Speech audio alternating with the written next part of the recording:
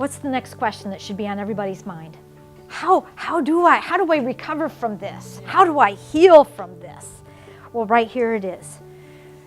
As I shared with you that I have the ability to see patterns and things, like for making clothes and such. And I think because of that ability to see patterns, what I sought for was the pattern of healing the wounded soul. I had experienced it, but now I wanted to be able to simply identify it. I began seeing it in the Word of God, even seeing it through my experience, that this pattern began to emerge.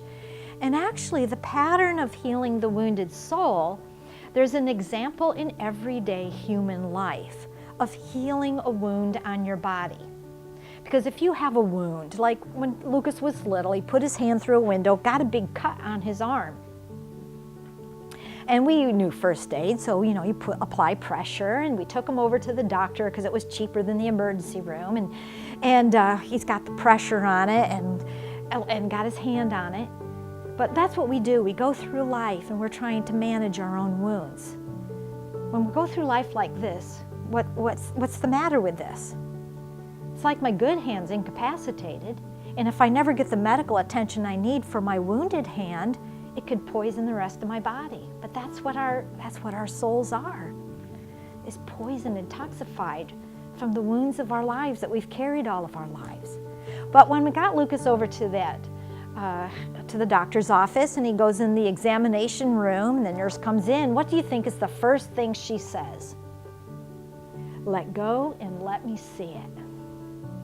Let go. Stop managing your own wound and let me see it, he says, Jesus says.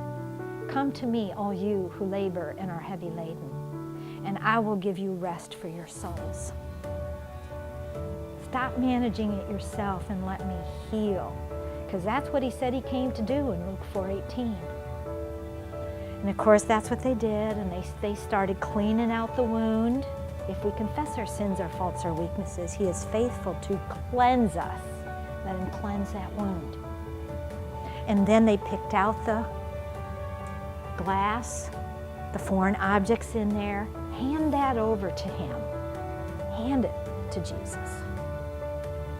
And then they poured on some healing. He put in some ointment that brought healing and wrapped it in a bandage.